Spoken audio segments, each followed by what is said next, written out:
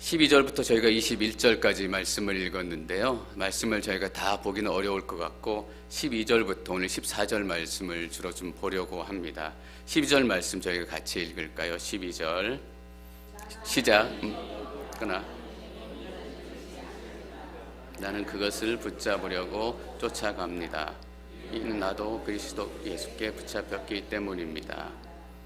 나는 그것을 붙잡으려고 쫓아갑니다. 여러분, 이 말을 선포하는 사도 바울이 지금 어디에 있는지 기억하고 계시죠?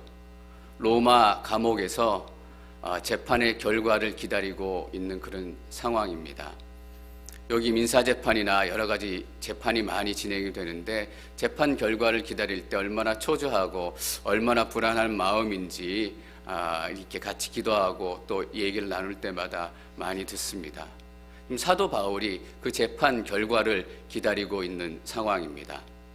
그냥 재판 결과가 아니라 이 재판 결과에 따라서 자신이 죽을 수도 있는 상황, 풀려날 수도 있지만 더 심한 형벌을 받을 수 있는 그런 상황 가운데서 어떻게 보면 누구를 쫓아가거나 무슨 새로운 계획을 하거나 그런 상황이 아니라 오히려 자신이 쫓기고 있는 상황, 자신이 숨는 상황, 도망가고 있는 상황일지도 모르겠습니다.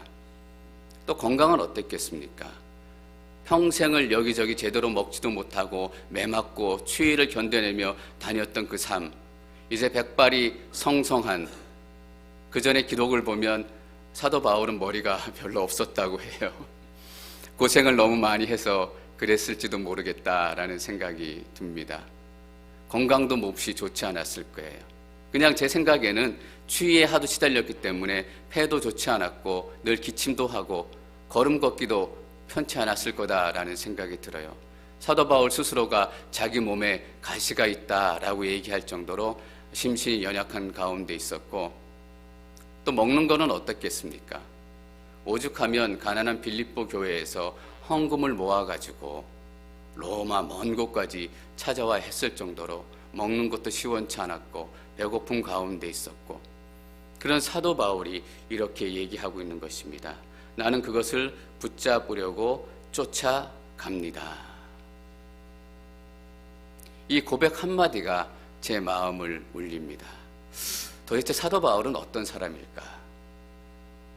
어떤 사람이길래 그 어려운 상황 가운데서도 그가 잡고 왔었던 사명, 예수 그리스도를 놓지 않을 수 있었을까? 자꾸 저는 사도 바울을 묵상하게 됩니다. 여기서 붙잡는다, 붙잡으려고 말이 표현이 되어 있는데 확 낚아채서 붙잡는다라는 뜻도 있지만 이해가 돼서 알게 된다라는 뜻도 가지고 있습니다. 그것을 붙잡으려고 뭐예요? 사도 바울은 예수 그리스도를 아는 지식 때문에 그가 쌓아놓았던 모든 것들을 버렸던 사람입니다.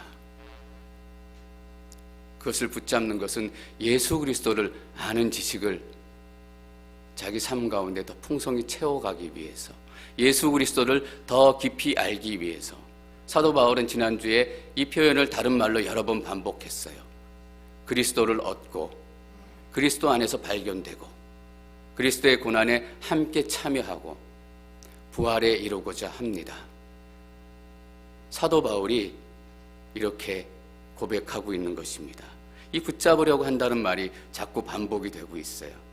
반복되면 중요한 거잖아요. 사도 바울의 마음을 담고 있는 그런 표현입니다.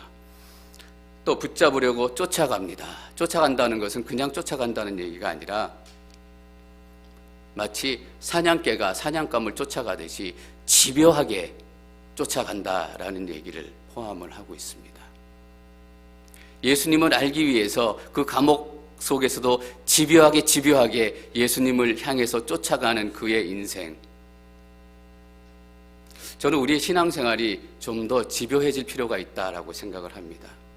저희가 너무 넉넉하게 신앙생활 하는 건 아닌지 모르겠어요. 너무 제너러스하게 신앙생활 하는 건 아닌지 모르겠어요. 집요하게 신앙생활 해야 해요. 악착같이 기도해야 되고 소리치며 기도해야 되고, 하나님 이 기도 안 들어주시면 안 됩니다. 집요하게 하나님께 매달려야 하는 거예요. 집요하게 예배드리고 집요하게 교제하고 사도 바울은 집요하게 예수 그리스도를 쫓아가는 사람이었습니다. 우리 또한 이 사도 바울의 경주처럼 믿음의 경주, 영적인 달리기를 계속 해나가야 하는 사람들입니다. 그런데 방해물이 있다는 거예요.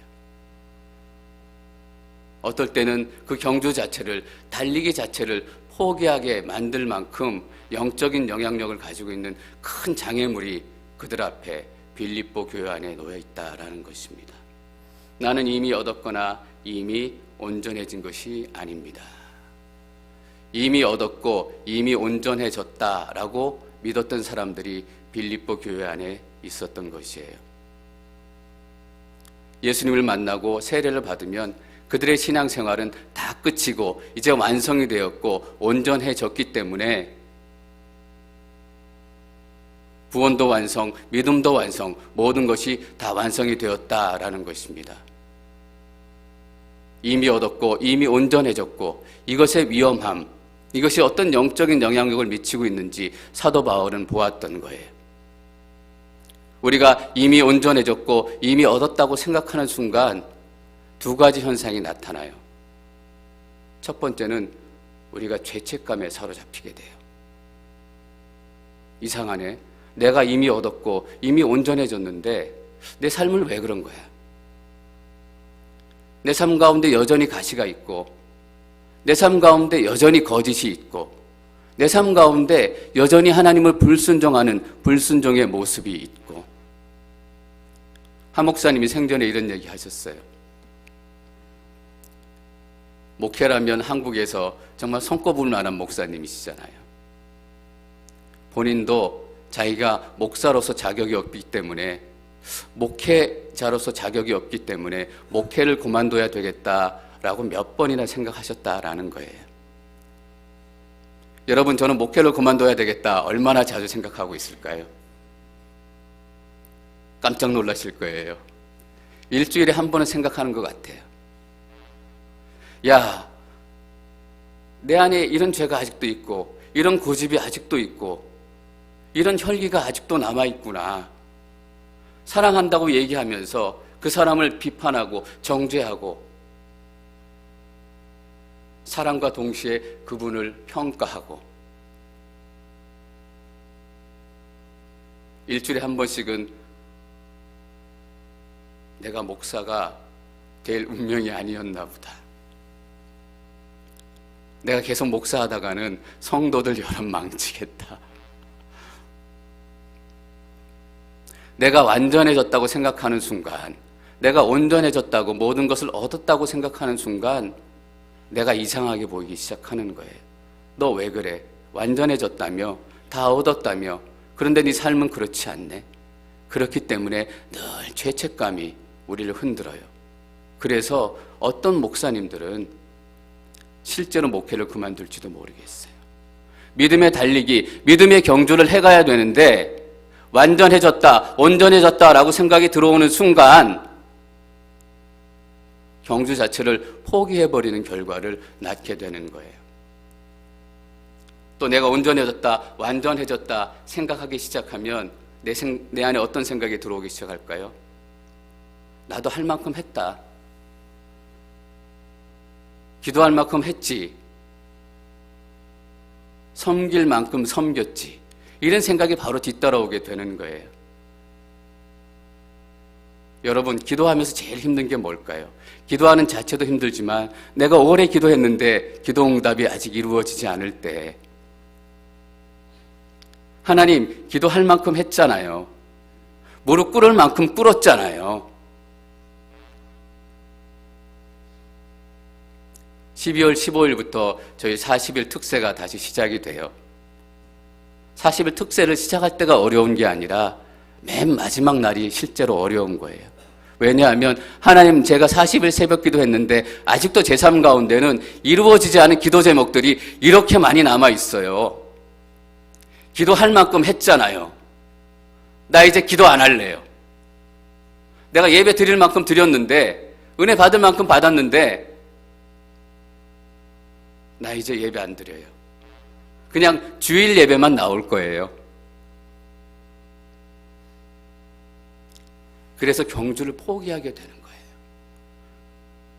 사도 바울은 이미 얻었다, 이미 온전해졌다라는 생각이 그 빌립보 교회 공동체 안에 들어오기 시작하면서 그 생각들이, 그 믿음들이 그 교회, 그 성도들의 삶을 어떻게 뒤흔들어 놓을지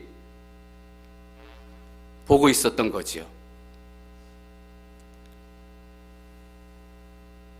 엘리야라는 선지자가 있었잖아요. 유대인들에게 선지자 하면 이사야 부르는 게 아니라 엘리야라고 얘기해요. 그만큼 이스라엘 백성들에게는 엘리야는 대표적인 선지자의 모습으로 남아있어요. 왜냐하면 모든 사람들이 아합 왕, 이세벨 왕비를 따라서 하나님을 버리고 바알신을 섬기기 시작했을 때 이스라엘 안에 하나님을 쫓는 사람들이, 믿음의 백성들이 정말 얼마 남지 않았을 때 엘리야가 벌떡 일어서는 거죠. 그래서 갈멜산에서 바알과 아세라 제사장들 850명, 850대 1로 싸움을 하기 시작해요. 그 싸움에서 죽는 사람은 찢겨져서 죽는 운명이죠. 850대 1. 아무도 그 뒤에 서 있지 않고 모든 사람들은 850명 뒤에 서 있어요. 여러분 축구 시합할 때 약팀하고 간팀하고 하면은 약팀 뒤에 카메라가 다 배치되잖아요. 골익 넣는 거 구경하려고. 모든 이스라엘 백성들이 850명 제사장 뒤에 서서 엘리야 어떻게 되는지 보자. 죽음 앞에서 벌벌 떨어야 될 엘리야가 오히려 백성들에게 호통을 치면서 얘기하는 것이 바로 이것입니다. 너희가 언제까지 우물쭈물하겠느냐? 여호와가 하나님이거든 하나님을 선택하고 바알이 하나님이거든 바알을 선택해라. 죽음을 앞두고 엘리야는 오히려 백성들에게 당당하게 하나님을 선포하는 것이죠. 그래서 엘리야는 850대 1의 싸움을 이기게 되죠. 죽음도 두려워하지 않고 몸이 찢기는 것도 두려워하지 않고 오직 하나님의 이름 하나만으로 그 전쟁에 임했던 엘리야.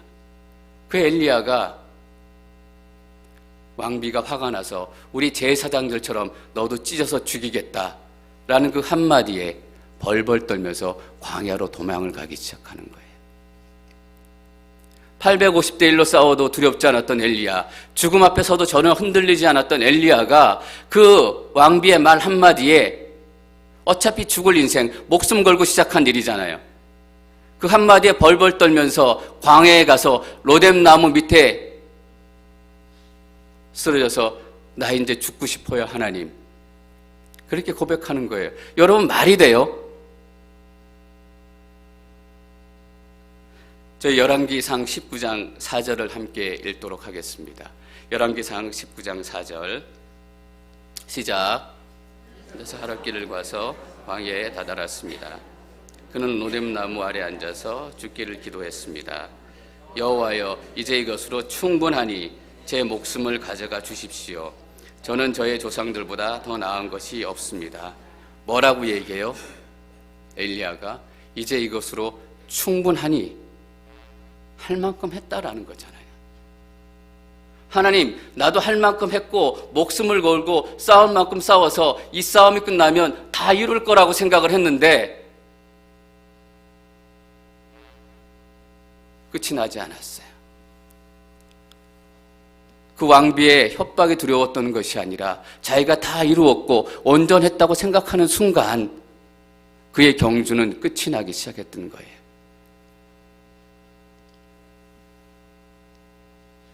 저희가 서울에 있을 때 제 아내랑 저랑 9개월 정도 되는 훈련을 같이 받은 적이 있었거든요.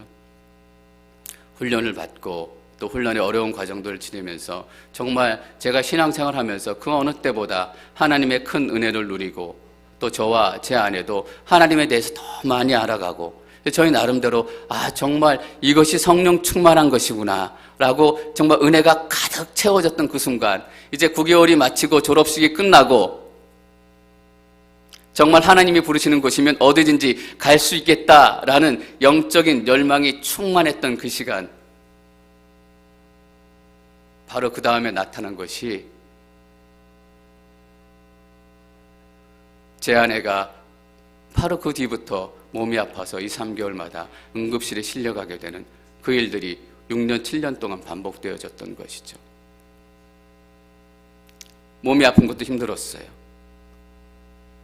그렇게 구질구질 살아가는 것도 힘들었어요. 그런데 9개월의 훈련을 끝내면서 이제 다 끝냈다, 다 이루었다, 할 만큼 했다 라고 생각했는데 그것이 무너져가는 것이 더 힘들게 느껴졌던 거예요. 여러분 혹시 할 만큼 했다라고 생각하시는 분들 여기 계세요? 더 이상 나는 하지 않겠어요. 어쩌면 저희들 혼자 힘이었다면 그 경주를 계속해 나갈 수 없었을지도 모르죠.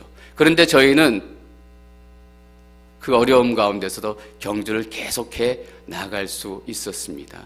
왜냐하면 그리스도 예수께 붙잡혀 있었기 때문입니다. 사도 바울은 자기가 예수님을 쫓아간다라고 생각했죠. 저도 예수님을 쫓아간다라고 생각했어요. 그런데 뭐죠? 예수님이 사도 바울을 붙잡고 있었던 거죠. 예수님이 여러분들을 붙잡고 있었던 거예요. 여러분 시제를 잘 보세요. 나는 그것을 붙잡으려고 쫓아갑니다. 지금 쫓아가잖아요. 이는 나도 그리스도 예수께 붙잡혔기 때문입니다. 이미 오래전에 붙잡혀 있어요. 붙잡혔다라는 말 가운데 어떤 의미가 있다고 했나요? 이해해서 알게 된다라는 의미를 가지고 있다고 말씀드렸어요. 우리가 예수님을 붙잡기 이전에, 예수님을 알기 이전에 이미 예수님께서는 우리의 인생을 붙들고 계셨던 거죠. 이미 우리가 예수님을 알기 전에 예수님이 우리를 알고 계셨다라는 거예요. 내 힘으로 그 역경들을 이겨낸 것 같지만 여러분도 혹시 여러분의 삶을 돌아보시게 되면 그때 내 힘으로 도저히 이겨낼 수 없는 일들이 있었는데 어떻게 내가 그 일들을 이겨냈는지 모르겠다라는 순간들이 있으실지 모르겠어요. 맞아, 여러분들 힘으로 이겨낸 게 아니에요. 예수님께서 목표 지점에서 여러분들을 붙들고 계셨기 때문에 여러분들을 땡겨주신 거예요. 그저께 어떤 자매를 만나서 반주 배웠던 얘기 또 간증을 잠깐 들었는데 재능도 별로 없고 그래서 반주를 잘 못 찰 줄 알았는데 배우고 조금 연습하고 시작하니까 어느 순간인가 이게 난가? 성령께서 임하셨는지 내가 생각할 수 없을 정도로 반주를 잘하고 있다라는 거예요. 이제는 이게 내 손이 아니구나. 내 마음대로 움직이는 게 아니라 성령께서 움직이는 대로 가시는구나. 어떻게 그런 일이 가능할까요? 예수님께서 먼저 붙들어 주셨기 때문에 땡겨 주신 거예요. 여러분이 여기 와 계신 것, 예수님께서 먼저 여러분들을 붙들고 계시기 때문입니다. 저희 13절 말씀 읽도록 하겠습니다. 13절 시작.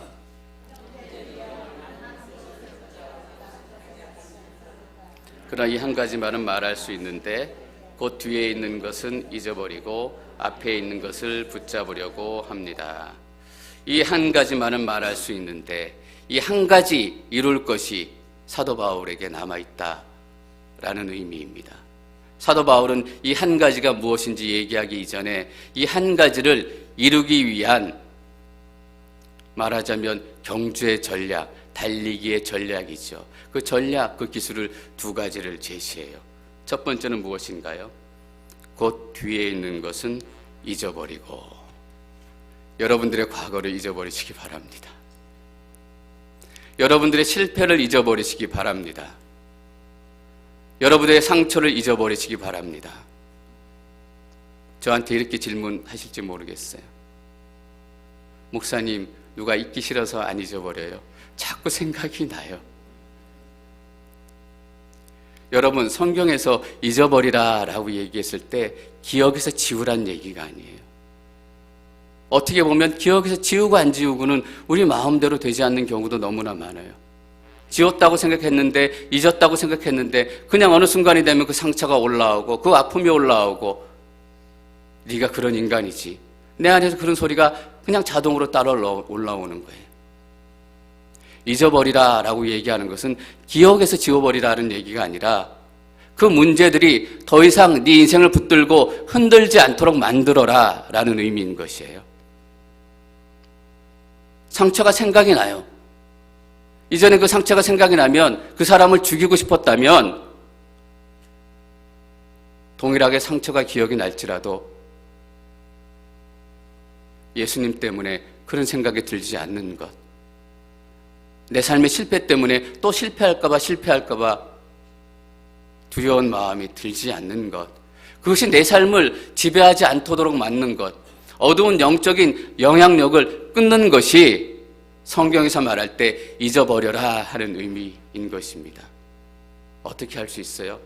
여러분, 예수 그리스도의 이름으로 선포하십시오. 나의 실패는 더 이상 나의 삶을 지배하지 못할 것이다. 예수 그리스도의 이름의 권세로 명하노니 나를 붙들고 있는 이 상처들은 묶임을 놓고 떠나갈지어다. 뒤의 것을 버려버리십시오. 그것들이 더 이상 여러분의 삶을 다스리도록 여러분을 내어놓지 마십시오. 그렇다면 우리가 은혜 받은 순간도 다 지워버려야 하나요? 사도 바울만큼 그 인생 가운데 많은 일이 있었던 사람들도 많지 않을 거예요. 매를 맞으며 교회를 세우고 하나님의 사람들을 만나고 하나님의 은혜를 누리고 그런 과거도 다 잊어버려야 할까요? 성경에서 얼마나 자주 여러분들 기억하라라고 하나님께서 말씀하시는 줄 아시죠? 내가 너희들에게 주었던 은혜를 기억하라. 내가 이집트에서 너를 구해낸 여호와 하나님인 것을 기억하라. 기억하라는 말이 성경에 240번 넘게 나오더라고요. 그 중에 많은 경우가 하나님께서 이스라엘 백성들에게 말씀하신 거예요. 나를 기억하라. 그러나 이런 것도 잊어버려야 해요. 예, 사도 바울은 뒤에 있는 것들은 잊어버려라 라고 얘기하고 있습니다. 그 은혜도 그 추억도 예수님을 쫓아가는데 방해가 된다면 그 은혜의 시간들도 그 추억의 시간들도 잊어버려라 라고 얘기하고 있는 것입니다. 교회를 섬기다가 너무 큰 은혜를 받아서 교회가 건축을 할 때, 교회가 새로운 것들을 시작할 때 정말 전심으로 다해서 섬기고 밤을 새워 섬기고 많은 건축 헌금을 하고 은혜의 때가 있었는데 내가 그렇게 헌금했기 때문에 섬겼기 때문에 감히 이 교회에서 누가 나를 예수님을 만나는데 예수님을 쫓아가는데 방해가 된다면 그 은혜의 때도 잊어버리시기 바랍니다. 사도 바울이 많은 곳에 다니면서 교회를 지었어요. 내가 지은 교회이기 때문에 내 말을 들어야 한다. 아니에요. 그 은혜의 때도 잊어버려야 하는 거예요. 뒤에 있는 것들을 잊어버리고 어떤 것이든 예수 그리스도를 쫓아가는데 방해가 되는 그러한 요소들이 여러분의 삶 가운데 있다면 그것이 아픔이든 그것이 추억이든 여러분들 잊어버리시기 바랍니다. 또 사도 바울이 두 번째로 얘기하고 있는 전략이 무엇인가요? 그 부르심의 상을 위해 아니죠.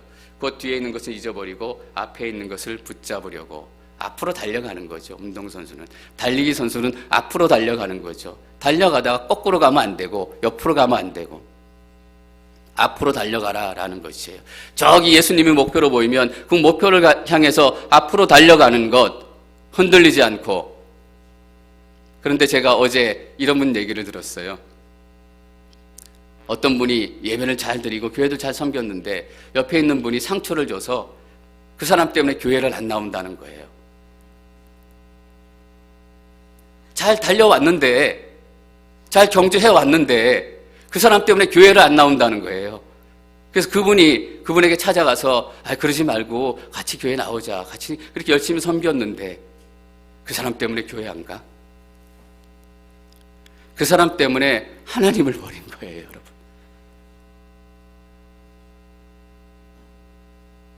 잘 달려야 돼요, 앞을 보고. 뒤에 있는 것을 잊어버리고 목표를 향해서 잘 달려가는 것. 우리가 달리다 보면 얼마나 많은 장애물이 나타나겠어요. 장애물들을 잘 뛰어넘어야 되는데 그 장애물 때문에 등을 돌리게 되는 것. 그 사람 때문에 하나님을 버리고, 그 돈 때문에 하나님을 버리고, 그 시간 때문에 하나님을 버리고. 여러분, 앞에 있는 것을 붙잡으십시오. 그 어떤 것도 무엇 때문에 하나님을 버릴 수 있는 것은 없습니다. 사도 바울은 뒤에 있는 것을 돌아보지 말고 앞을 향해서 뛰어가라 라고 얘기하고 있습니다. 저희 14절 말씀 같이 읽겠습니다. 시작. 위에서 부르신 표대를 향해 쫓아갑니다. 사도 바울의 오직 할 일 한 가지는 바로 이것입니다. 그 부르심의 상을 위해 표대를 향해 쫓아갑니다. 제가 다른 번역으로 한번 읽으면 더 의미가 클리어할 것 같아요. 저희 다른 번역으로 한번 띄워봐 주시겠어요? 14절 시작. 목표를 향하여 달려갈 뿐입니다. 하느님께서는 그리스도 예수를 통하여 나를 부르셔서 높은 곳에 살게 하십니다. 그것이 나의 목표이며 내가 바라는 상입니다. 목표를 향해 달려갈 뿐입니다. 하나님께서는 그리스도 예수를 통해서 나를 높은 곳에 살게 하십니다. 여기서 하나님께서 위에서 부르신 문자적 의미 그대로는 하나님께서 위로 올라와라 라고 부르시는 거예요. 올림픽 선수가 금메달을 따서 아나운서가 얘기하죠. 이름을 딱 부르면 보무도 당당하게 위로 딱 올라가잖아요.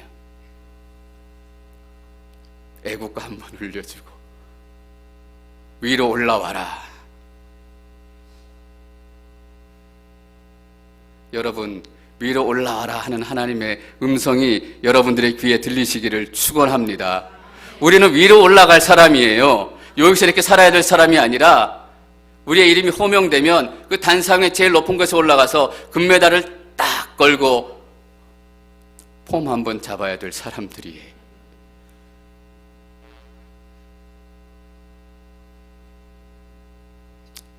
우리에게 상이 있다라는 거예요. 그냥 올라가는 것뿐만 아니라 그 부르심의 상을 위해 올라가는 것도 영광스러운데 금메달을 걸어주고 우리가 하나님의 상을 받는 것이죠. 지난주에 계시록을 묵상하다가 새벽기도 때 이런 말씀을 잠깐 나눴어요. 계시록 14장 13절 말씀인데 나는 하늘에서 말씀하시는 음성을 들었습니다. 이제부터 주 안에서 죽는 사람이 복이 있다. 복이 있다? 상급이 있다라는 얘기예요. 그들이 무엇을 했느냐? 그러자 성령께서 말씀하셨습니다. 그렇다. 그들이 수고를 그치고 안식할 것이다. 높은 곳에 올라가서 받게 될 상, 눈물과 아픔과 죄에서 자유롭게 돼서, 죽음에서 자유롭게 돼서, 고통 가운데 자유롭게 돼서, 싸움 가운데 자유롭게 돼서 안식을 얻는 것, 이것이 우리가 받을 상급입니다. 여러분 얼마나 쉬고 싶으세요? 정말 단 하루라도 걱정 근심 없이 쉬어봤으면. 제가 얼바인에 사역할 때 아파가지고 하루 교회 사역하러 못 나간 적이 있어요. 딱 집에 누워있으니까 야, 교회 안 나가고 집에 있으니까 너무 좋다. 쉬는 거 너무 좋은 거예요. 영원히 안식할 수 있다라는 것. 그런데 재미있는 것은 계시록에 보면 하나님 앞에서 어떤 일들이 일어나는가. 하나님 보좌 앞에 내 생물이 밤낮 쉬지 않고 하나님을 예배해요. 거룩하다, 거룩하다, 거룩하다. 밤낮으로. 믿음의 싸움을 싸우고 믿음의 경주를 마치고 하늘에 올라온 흰옷 입은 백성들이 하나님 보좌 앞에서 밤낮 쉬지 않고 하나님을 섬겨요. 여러분 무엇을 할 수 있어요? 우리의 진짜 상급은 하나님 그 자신이에요. 예수 그리스도 그 자신이에요. 금덩이가 아니어서 실망하셨어요? 아니에요. 이 하늘보다 크시고 이 땅을 발등상 삼으시고 이 만물을 지으신 하나님 그 자신이 우리 인생의 선물이 되는 것, 그것이 우리가 높이 올라가서 받을 상급이에요. 성경은 일관되게 하나님 한 분만으로 만족하라 라고 우리에게 얘기하고 있죠. 하나님 한 분만으로 만족하는 삶이 가장 행복하고 완벽한 삶이기 때문이에요. 저희 끝으로 시편 말씀 같이 읽고 말씀을 마무리하도록 하겠습니다. 시편 73편 25절 시작. 주 말고 누가 있겠습니까? 땅에서도 내가 바라는 것은 주밖에 없습니다. 하늘에서 주 말고 내게 누가 있겠습니까? 하늘에 누구밖에 없어요. 하나님밖에 없어요. 이 땅 가운데 하나님의 모습을 바라보고 살아가는 것, 저기 서 있는 표대 하나만을 바라보고 뛰어가는 것, 사도 바울은 삼층천을 경험한 사람이죠. 그래서 이것이 얼마나 큰 기쁨인지, 이 삶이 얼마나 완전한 삶인지, 그래서 그는 그 감옥에서 무릎이 시리고 배가 고프고 어깨가 결려와도 나는 달려가겠습니다.